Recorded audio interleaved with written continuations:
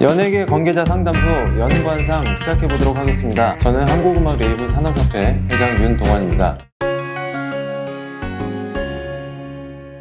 자, 오늘은 전홍준 대표님 입장에서 좀 생각을 하다가 좀 걱정되는 부분이 있어서 이렇게 영상을 준비를 했습니다. 오늘 말씀드리는 거는 어디까지나 제 생각이고 제가 아는 기준에서 말씀을 드리는 거니까 정확하지 않더라도 양해를 좀 부탁드립니다. 저희 채널에도 그렇고 다른 영상에도 댓글을 남겨주시는 분들 중에서 그 멤버들 측근으로 추측되는 경우들이 있는데요. 제가 대신 설명을 좀 드리도록 하겠습니다. 그 댓글 중에 투자자가 원금만 회수하는 건 아니지 않나요? 라는 내용이 있는데요. 이게 이제 풀어서 설명을 드리면 투자자가 원금만 회수하지는 않고 투자 수익도 분명히 받을 거기 때문에 그게 결국에는 멤버들에게 손해가 될 것이다 라는 내용인데요. 선급금 투자자의 인터파크는 여러 가지 사업을 하고 있습니다. 이 건에서는 유통사로 참여를 한 거고요. 유통사는 제작사에서 발매되는 앨범의 음원이라든가 앨범 자켓 그리고 앨범 소개 이런 자료들을 받아서 각 플랫폼들 멜론이나 지니 이런 플랫폼들에 자료를 등록하는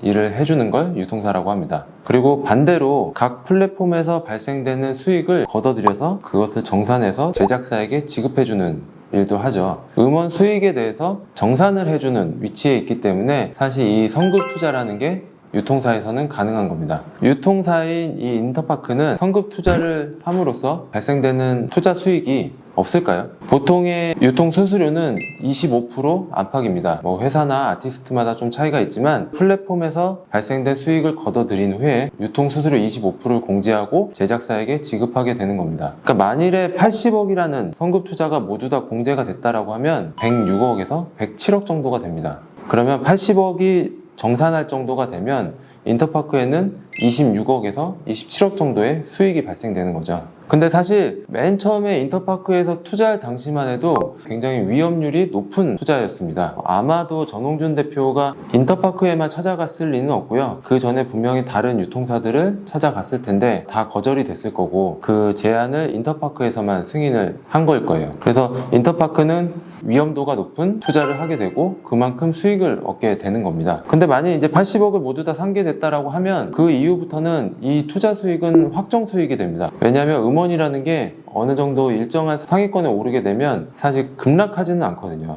일정 부분 떨어지긴 하지만 어느 정도 단계에서 장기간 유지를 하게 되는데요. 위험도가 높은 투자가 아니라 확정 수익이 되기 때문에 사실 이 이후에는 전홍준 대표 입장에서는 200억, 300억, 많게는 500억까지도 제시할 수 있게 됩니다. 근데 인터파크에서는 사실 이 제안을 거절하기가 쉽지 않습니다. 왜냐하면 300억 정도를 투자하게 되면 100억의 수익이 확정적으로 되어 있기 때문에 제안을 쉽게 거절하지는 못할 거고요. 또 만일에 인터파크에서 거절을 한다고 해도 다른 유통사에 이 제안을 넣게 되면 대부분 받아들여 줍니다. 전홍준 대표가 아무리 신뢰도가 높고 그 프로젝트가 훌륭하다고 판단이 되어도 아무런 담보 없이 이 큰 돈을 지급하지는 않습니다. 은행 대출처럼 부동산 담보 이런 게 설정되는 건 아니고요. 유통사는 가장 중요한 거는 IP 확보, 그러니까 음원에 대한 음반에 대한 판권 확보가 제일 중요하기 때문에 이때는 전홍준 대표가 소유하고 있는 IP를 담보로 잡게 됩니다. 여기서 이제 발생되는 구조가 일반 분들은 사실 좀 모르시는 부분일 수도 있는데요.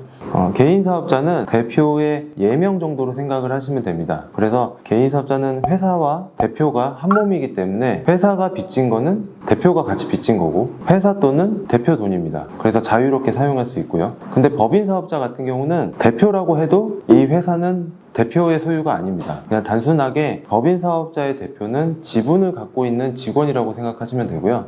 그래서 큰 회사 같은 경우 회사가 부도가 나도 대표는 그렇지 않은 게 분리가 되어 있기 때문입니다. 그래서 인터파크에서 큰 투자금을 지급할 때에는 전홍준 대표가 IP를 확보하고 있는 스타크루 ENT에 지급을 하게 되는 거고요. 아무것도 소유하고 있지 않은 어트랙트나 다른 회사에는 이 큰 돈을 지급하기는 어렵게 되는 겁니다. 왜냐하면 어트랙트에 지급을 했다가 만일에 그냥 폐업을 하거나 예전에는 이제 그런 일이 많았습니다. 대표가 그런 선급 투자를 받고 해외로 도망간다던가 이런 경우에는 투자자 쪽에서는 회수를 할 수가 없기 때문에 지급받는 전홍준 대표의 자산이 있는 스타크루 ENT에 지급을 함으로써 자동적으로 담보 설정이 되는 거죠. 선급금 투자 계약서에는 아마 이 내용이 있을 거예요. 계약 기간 내에 상환하지 못한 금액은 현금으로 대체하거나 스타크루 ENT에서 보유하고 지불하고 있는 판권을 양도한다. 이런 계약서 내용이 아마 있을 겁니다. 선급금이 스타크루 ENT로 들어가고 스타크루 ENT에서 어트랙트로 내려가는 그런 구조를 만들게 된 거고요. 투자자 입장에서는 스타크루 ENT에서 돈이 들어오든 어트랙트에서 돈이 들어오든 사실 상관이 없습니다.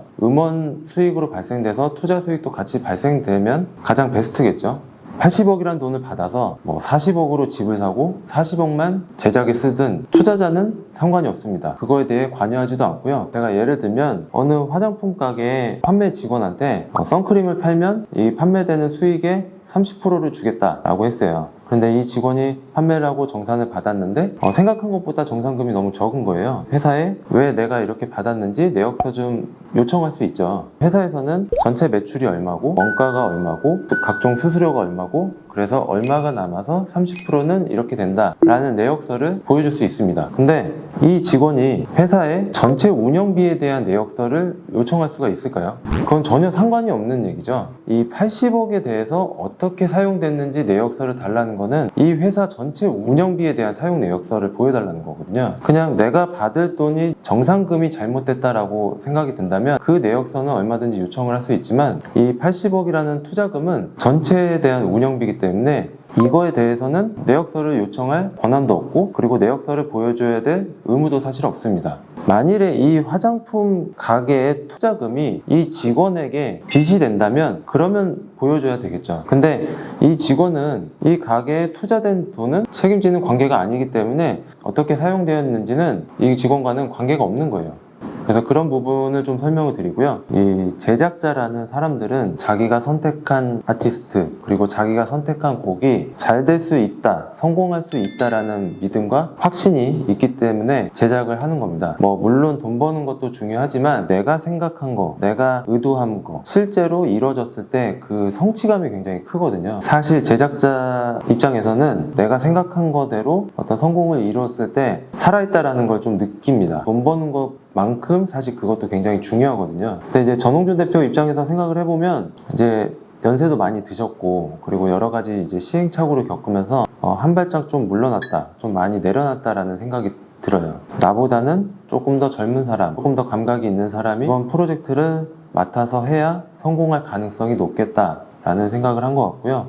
단순히 80억 투자금을 갚고 못 갚고 이런 거를 떠나서 이게 어떤 의미냐면 만일에 실패했을 경우에는 내가 몇십 년 동안 일해서 쌓아온 모든 것을 사실 잃게 될 수도 있거든요.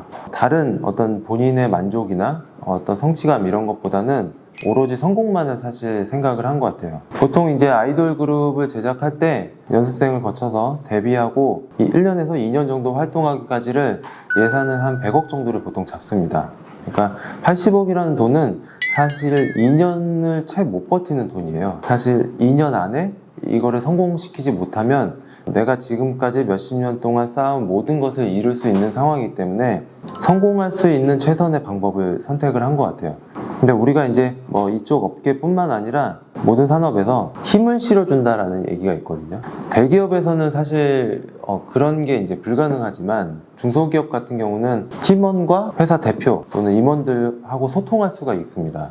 그럴 경우 팀장의 의견이 자주 무시를 받게 되면 나중에 이제 이 팀장이 팀원들을 사실 통솔하기가 어려워져요. 그래서 이제 그럴 경우에는 대표나 임원이 한 발짝 물러나서 이 팀장에게 힘을 실어준다라고 하거든요. 조금은 부족한 의견이라도 대세에 큰 지장이 없으면 그 팀장의 의견을 받아주기도 하고 때로는 대표의 의견을 냈다가 팀장이 좀 반하는 얘기를 하면 다시 그거를 수용해주기도 하고 그래서 팀장의 힘을 실어준다라고 합니다. 사실 이제 전홍준 대표 입장에서는 한 발짝 물러나서 어떤 다른 사람의 힘을 좀 실어줬다라고 생각을 할 수 있고요. 이런 팀장의 역할에서 가장 이상적인 행동은 예를 들어서 대표가 새벽 시장 가서 좋은 재료를 사와요. 이거를 이제 팀장에게 주면서 팀원들한테 맛있는 것 좀 만들어줘 라고 얘기했을 때 팀장이 열심히 요리해서 맛있는 음식을 만들어서 팀원에게 갖다 주고 대표님이 직접 이거 만들어 오셨어 너희들 먹으래 라고 이제 나눠주면 팀원들은 이제 대표님한테 굉장히 고마워하겠죠. 그게 사실 가장 팀장의 이상적인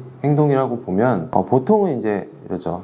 팀원들한테 줄 때 대표님이 좋은 재료 사갖고 오셨는데 내가 어제 잠도 안 자고 밤새서 지금 이거 만들어 왔어. 맛있게 먹어 라고 하면 팀원들 입장에서는 대표님한테도 고마워하지만 그 요리를 만들어준 팀장님한테 더 고마운 마음이 크겠죠. 근데 이거를 이제 악용하는 이런 사람들이 있어요.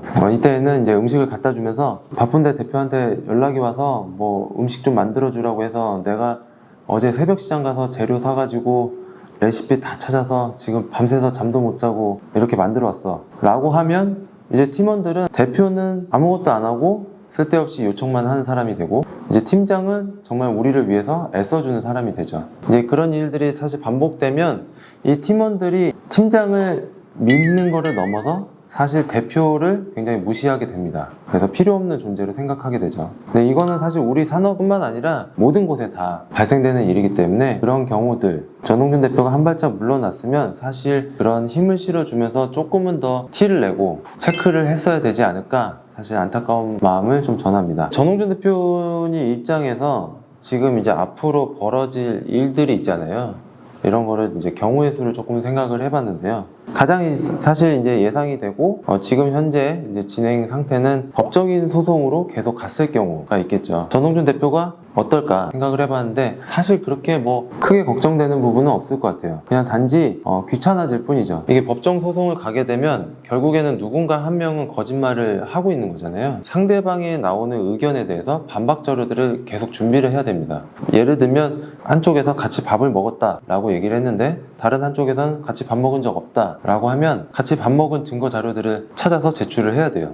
잘 모르시는 분들은 소송에 가면 이제 변호사가 모든 것을 다 해결해 줄 거라고 생각하시지만 사실 그 당시의 상황이나 어떤 자료들은 본인들이 다 갖고 있기 때문에 이런 내용들이 오게 되면 그거에 대한 반박하는 자료들은 다 본인이 준비를 해야 됩니다. 보통 이제 그 내용이 오고 가는 기간이 2개월에서 3개월 정도 되기 때문에 그때마다 계속해서 반박하는 자료들을 준비를 해야 되죠. 새로운 프로젝트를 지금 준비하는 상황에서 가장 바쁜 시기인데 이런 자료들 준비 때문에 굉장히 귀찮을 수 있겠다라는 사실 생각을 해봅니다. 또 다른 경우는 이제 두 가지로 또 나눠질 것 같은데요. 멤버들이 사과를 하고 다시 활동하고 싶다라고 했을 때 이 경우는 사실 전홍준 대표도 원하지 않을 것 같고 사실 멤버들도 원하지는 않을 것 같아요. 연예인에게 이미지가 가장 중요한데 지금 사실 그렇지 않은 상황이고 100만, 1000만 안티가 지금 있는 상황에서 결국에 이 팀이 다시 시작을 하려면 또 새롭게 투자가 또 이루어져야 되거든요.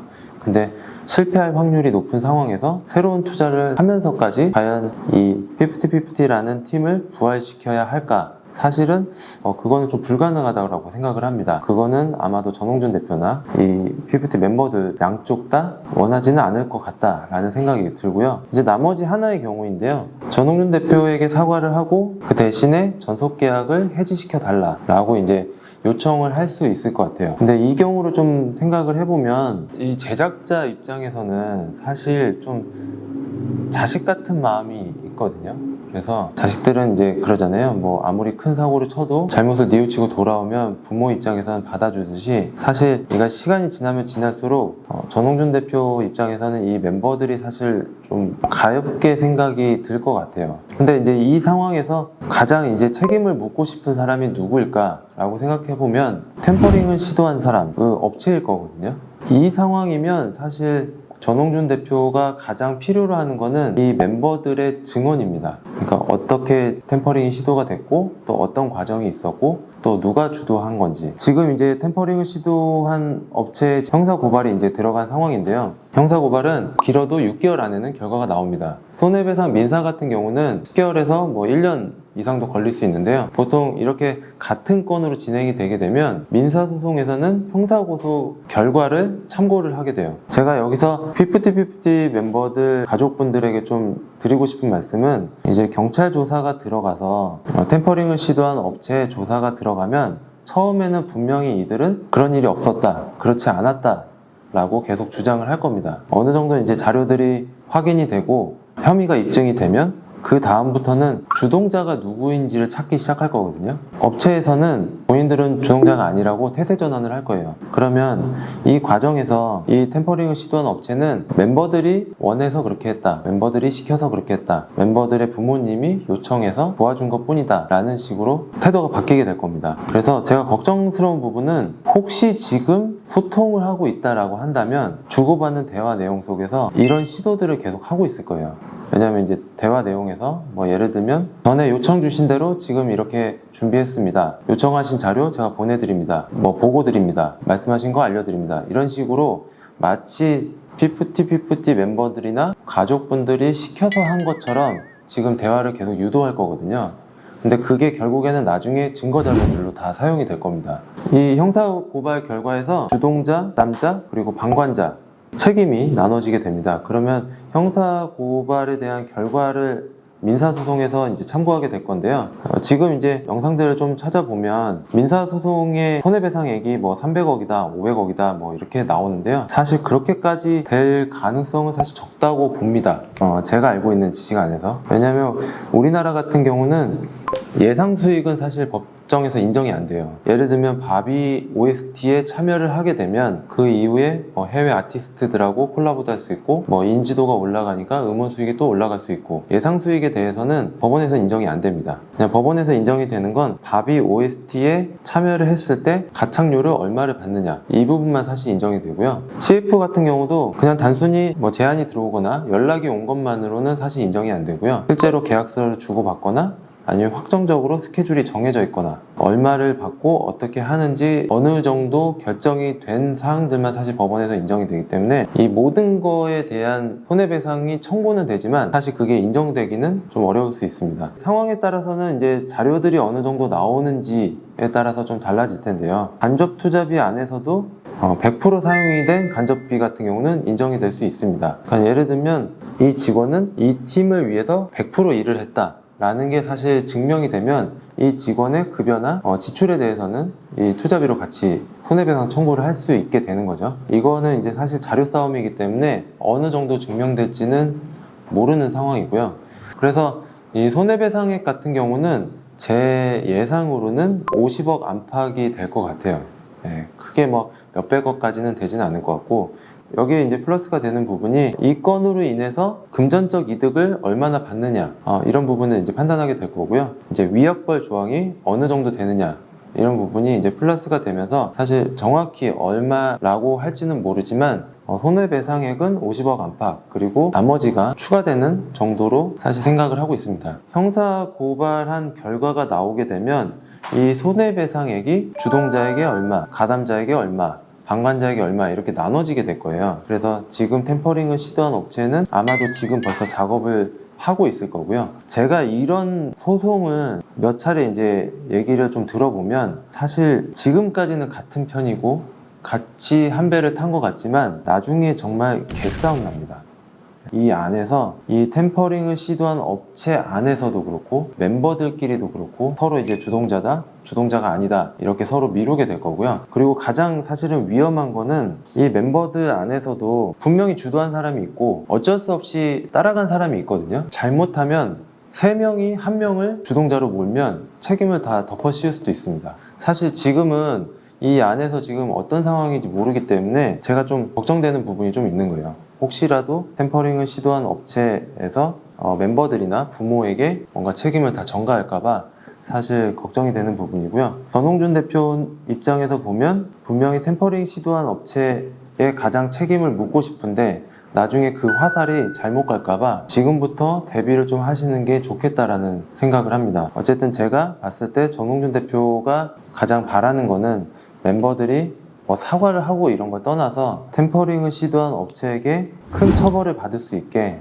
증언이나 이런 진술이 좀 필요하지 않을까, 그리고 그것을 가장 바라지 않을까 라고 생각을 합니다. 그리고 혹시나 만일에 지금 선임한 변호사가 이 템퍼링을 시도한 업체에서 소개해준 변호사라면 지금이라도 빨리 변경을 하시는 게 낫습니다. 이 템퍼링을 시도한 업체와 멤버들 간의 싸움이 되거든요. 그때 지금의 변호사가 상대편의 변호사로 선임될 가능성이 높습니다. 그러면 증거 자료들을 다 갖고 있죠, 이미. 그러면 이 멤버들이 나올 수 있는 주장들은 다 이쪽에서는 준비가 되어 있는 상태예요. 그래서 아직까지 템퍼링을 시도한 업체랑 소통을 하고 있다면 대화하시는 거나 뭐 문자, 카톡, 메일 이런 거 주고받으실 때 굉장히 신경 쓰시고 조심해서 받으셔야 되고요. 혹시 그쪽에서 오는 내용이 주동자로 몰아가는 내용이 있으면 바로바로 반박하셔서 문제가 없도록 준비하시는 게 좋을 거라고 생각이 듭니다.